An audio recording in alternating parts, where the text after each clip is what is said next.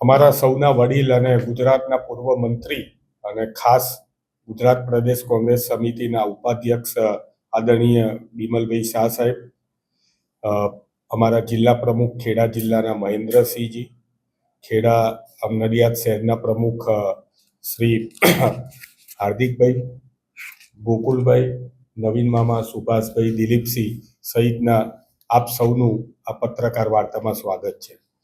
ખાસ કરીને આ પત્રકાર વાર્તા યોજવાનું કારણ એ છે કે ગુજરાત પ્રદેશ કોંગ્રેસ સમિતિના પ્રમુખ આદરણીય અમિતભાઈ ચાવડા સાહેબે સમગ્ર ગુજરાતની અંદર છાત્રગુંજ કાર્યક્રમો કરવાની પહેલ નાખી છે. અને આ છાત્રગુંજ કાર્યક્રમ જે છે એ છાત્રગુંજ કાર્યક્રમ નોન પોલિટિકલ કાર્યક્રમ છે. જ્યારે રાહુલજીએ કોટાની અંદર પણ આ કાર્યક્રમ કર્યો, કોંગ્રેસનો કોઈ પણ સિમ્બોલ નહોતો. જૈનજી અને વિદ્યાર્થીઓનો જે આ છાત્રગુંજ કાર્યક્રમનો અભૂતપૂર્વ પ્રતિસાદ હતો અને ત્યારે નક્કી કરવામાં આવ્યું કે સમગ્ર દેશની અંદર છાત્રગુંજ કાર્યક્રમ કરવામાં આવશે. એના જ ભાગરૂપે ગુજરાતની અંદર પણ આ છાત્રગુંજ કાર્યક્રમ કરવામાં આવશે. ખાસ કરીને નીટની પરીક્ષાની વાત હતી તો આ નીટની પરીક્ષાની અંદર 22 લાખ વિદ્યાર્થીઓ બેઠા. આ 22 લાખ વિદ્યાર્થીઓની હોસ્ટેલ ફી, નીટની એક્ઝામ ફી, એનું રહેવાની ફી, ભણવાની ફી, પુસ્તકોની ફી આ ગણવા જઈએ તો 1,32,000 એટલે 1.32 લાખ કરોડ જેટલા રૂપિયા એની અંદર ખર્ચાય છે. હવે જ્યારે 1,32,000 કરોડ રૂપિયા જો આની અંદર ખર્ચાતા હોય વાલીઓ દ્વારા, અને ભારતનું શિક્ષણનું બજેટ છે 1,40,000 કરોડ, લગભગ આટલા જ પૈસા જ્યારે વાલીને વિદ્યાર્થીઓ અને પોતાની મહેનત ખર્ચતા હોય અને પછી આ જ્યારે પેપર ફૂટે આ દુઃખ થાય છે. આ દીકરી આકાંક્ષાએ જ્યારે આત્મહત્યા કરી અને એણે કીધું કે મમ્મી પપ્પા તમને મારા પર વિશ્વાસ હશો કે મારી દીકરી ભણશે અને ડૉક્ટર બનશે, પણ હવે મારેથી ફરીથી નીટ આપવાની હિંમત નથી. મને પહેલાં નીટમાં સારા માર્ક્સ મળ્યા હતા પરંતુ હવે મારી કોઈ ગેરંટી નથી, એમ કરીને એણે જ્યારે આત્મહત્યા કરી હોય ત્યારે રાહુલજી અને સમગ્ર કોંગ્રેસ પાર્ટીએ ભારતના શિક્ષણ મંત્રીનું રાજીનામું નૈતિકતાના ધોરણે માગેલું છે. ધર્મેન્દ્ર પ્રધાને રાજીનામું આપવું જોઈએ. સમગ્ર દેશની અંદર જે શિક્ષણની પરિસ્થિતિ છે એ જ ગુજરાતની અંદર પરિસ્થિતિ છે. આજે શાળાનો પ્રવેશોત્સવ છે, એનો પહેલો દિવસ છે. પહેલા તો પ્રવેશ ઉત્સવની અંદર સરકાર કોઈ બજેટ નથી આપતી, શિક્ષકો અને આચાર્ય પોતાના ખર્ચે પ્રવેશ ઉત્સવ કરે છે. અને આ પ્રવેશ ઉત્સવની અંદર વિદ્યાર્થીઓ તો આવી ગયા છે પરંતુ ગુજરાતના શિક્ષણ મંત્રીને પાઠ્યપુસ્તક મંડળના ગોડાઉનમાં જવું પડે 2 દિવસ પહેલા. એનેથી વધારે દુઃખદ પરિસ્થિતિ શું હોય? સ્કૂલો ચાલુ થઈ ગઈ, પ્રવેશ ઉત્સવ ચાલુ છે અને વાજા સાહેબને પાઠ્યપુસ્તક મંડળના ગોડાઉનમાં જઈને પોતાને જાતે કહેવું પડે છે કે રોજનું 500 ટન અમે રવાના કરીએ છીએ. હજી પણ નડિયાદની અંદર પણ હમણાં જ તપાસ કરી, નડિયાદની અંદર પણ પાઠ્યપુસ્તકો 9 થી 12 પહોંચ્યા નથી, વિદ્યાર્થીઓને જે મફત મળવા જોઈએ તે. પરંતુ રૂપિયાથી મળતા, બજારમાં જે પૈસાથી મળતા પુસ્તકો છે એ પાઠ્યપુસ્તક અત્યારે પણ હાજર છે. એટલે ગરીબ SC/ST વિદ્યાર્થીઓ, આદિવાસી વિદ્યાર્થીઓ માટે સરકારે જાણે ભણવાનો અધિકાર ના હોય એ પ્રકારની પરિસ્થિતિનું નિર્માણ કરેલું છે. આજે જ્યારે સમગ્ર ગુજરાતની અંદર પ્રેસ કોન્ફરન્સના માધ્યમથી ગુજરાત પ્રદેશ કોંગ્રેસ સમિતિ આજે આ છાત્રગુંજ કાર્યક્રમ જે છે એના વિશેની આપને માહિતી આપી રહી છે. આગળના દિવસોમાં આ જ વિદ્યાર્થીઓના જે પ્રશ્નો છે એ પ્રશ્નોને લઈને સમગ્ર ગુજરાતના જિલ્લાઓમાં, શહેરોમાં, તાલુકાઓમાં, વોર્ડમાં આ છાત્રગુંજ કાર્યક્રમનું આયોજન કરવામાં આવશે અને વિદ્યાર્થીઓના પ્રશ્નોને વાચા આપવામાં આવશે. આજની આ પ્રેસ વાર્તાની અંદર મારી સાથે ઉપસ્થિત પ્રદેશના પ્રવક્તા અને કોઓર્ડિનેટર શ્રી હેમાંગભાઈ, જિલ્લા અધ્યક્ષ ભાઈ મહેન્દ્રસિંહભાઈ, નડિયાદ શહેરના અધ્યક્ષ ભાઈ હાર્દિકભાઈ, બંને પ્રવક્તાશ્રીઓ ભાઈ આચાર્ય, ભાઈ નવીન મામા, મહામંત્રીશ્રીઓ ભાઈ ગોકુલભાઈ, ભાઈ દિલીપસિંહભાઈ, અને વિશેષ કરીને આજની આ પ્રેસ વાર્તામાં આપ સૌ ઉપસ્થિત રહેજો અમારા પત્રકાર મિત્રો. આપ સૌ જાણો છો કે આજની આ ખાસ પ્રેસ વાર્તા વિશેષ કરીને જે પ્રમાણે નીટના પેપર લીક થયા,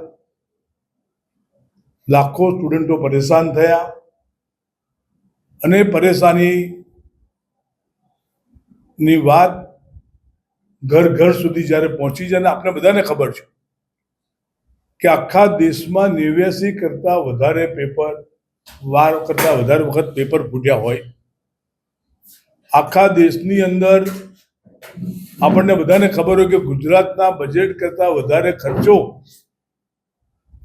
જ્યારે વાલીઓ અને વિદ્યાર્થીઓ પોતાની તૈયારી કરીને કરતા હોય, અને આ આખો ઇનિશિયેટિવ્સ અમને બધાને કોંગ્રેસ તરીકે ગૌરવ છે કે વિરોધ પક્ષના નેતા અને અમારા નેતા શ્રી રાહુલ ગાંધીજીએ આ ઇનિશિયેટિવ લઈને આખા દેશની અંદર, એમાં વિશેષ કરીને કોટામાં આપણે સૌએ જોયું હશે કે જે છાત્ર ગુંજ કર્યો અને છાત્રોને સંબોધ્યા, અને છાત્રોએ પણ જે રિસ્પોન્સિવ થયા છે. આ લાગણી ફક્ત કોટાના છાત્રો પૂરતું સીમિત નથી. ઘેર ઘેર જે છોકરાઓ, જે વાલીઓ પોતાના દીકરા દીકરીઓને અલગ અલગ પરીક્ષાઓ અપાવવા માટેની તૈયારી કરી રહ્યા છે, આ બધાને લાગુ પડે છે. અને એટલા માટે આ છાત્ર ગુંજ અમે લોકોએ નક્કી કર્યું છે કે દરેક જિલ્લા પ્રમાણે કરવું. આજે આપની વચ્ચે પણ જિલ્લા તરીકે પ્રેસ માટે એટલા માટે જ આવ્યા છે. ગુજરાતની સ્થિતિ આપણને બધાને ખબર છે. અસંખ્ય વખત પેપર ફૂટી ગયા છે, અસંખ્ય વખત પેપર લીક થયા છે.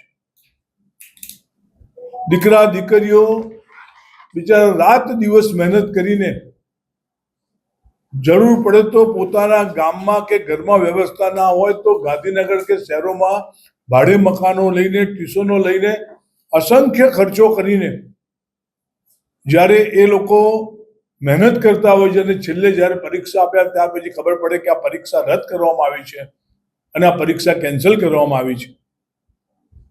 આપને અનુભવ થયો છે કે અનેક પરિવારની દીકરા દીકરીઓએ આપઘાત પણ કર્યા છે.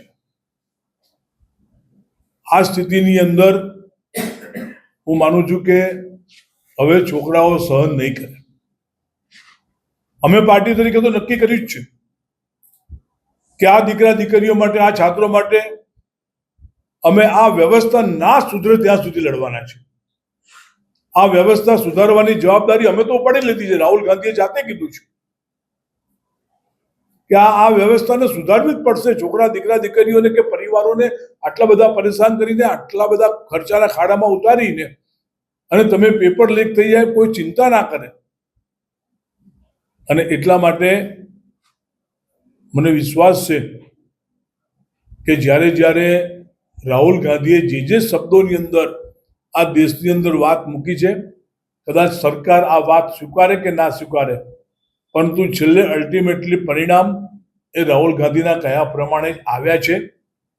એમણે જ્યારે દેશમાં મોંઘવારીની વાત કરી હોય, જ્યારે દેશમાં કોઈ પણ ઇસ્યુઝ ઉપર જ્યારે બહાર આવ્યા હોય, ત્યારે અમારો અનુભવ છે, અને આપણે બધાનો પણ અનુભવ છે કે એ સાચા ઠર્યા છે.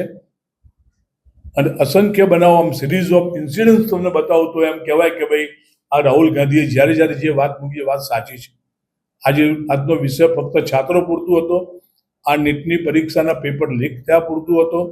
આપણા ગુજરાતમાં અને દેશમાં અસંખ્ય વાર આ જે પેપરો લીક થાય છે, પેપરો ફૂટી જાય છે, એના સંદર્ભમાં આપણી સાથે વાત કરવાની હતી. અને એટલા માટે મેં આ વાત રાજકીય કરતાં અમારા માટે આ વાત લાગણીશીલ પણ છે. કારણ કે અનેક પરિવારના દીકરા દીકરીઓને આપઘાત કરતા જોયા છે. છેલ્લે આ કોટાની એક ડૉક્ટર દીકરીનું જે સ્ટેટમેન્ટ છે એ તો આપણા બધાનું હૃદય ધ્રુજાવી નાખે એવું એ આ સ્ટેટમેન્ટ છે.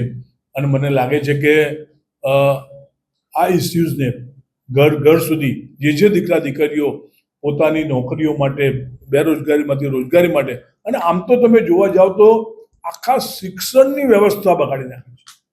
કેજીમાં છોકરા શરૂ થાય, અરે કેજીમાં નહીં, હજુ છોકરાઓ કેજીમાં આવતા પહેલા જે છોકરાઓ સ્કૂલમાં મોકલવામાં મા બાપ, જે નોકરી કરતા મા બાપો સ્કૂલમાં મોકલતા હોય છે, અને એ પ્રમાણેની સ્થિતિની અંદર જે છોકરા છોકરીઓના પૈસા ભરવા પડે છે ત્યારથી શરૂ કરીને દીકરા દીકરીઓ ગ્રેજ્યુએટ થાય, પોસ્ટ ગ્રેજ્યુએટ થાય, અનેક ડિગ્રી મળે, ત્યાર પછીની જે સ્થિતિની વચ્ચે મને લાગે છે કે હું આપના માધ્યમ દ્વારા આપને બધાને કોઈ જે શિક્ષણના નામે ઉઘાડી લૂંટ, પેપર લીક અને પરીક્ષા કૌભાંડો જે થયા છે એની અમે અમારી છાત્રગુંજ આ કાર્યક્રમ આ જિલ્લા સુધી પહોંચશે. આજથી આ શરૂઆત થઈ છે અને ઘર ઘર સુધી આ વાતને અમે લઈ જવાના છીએ.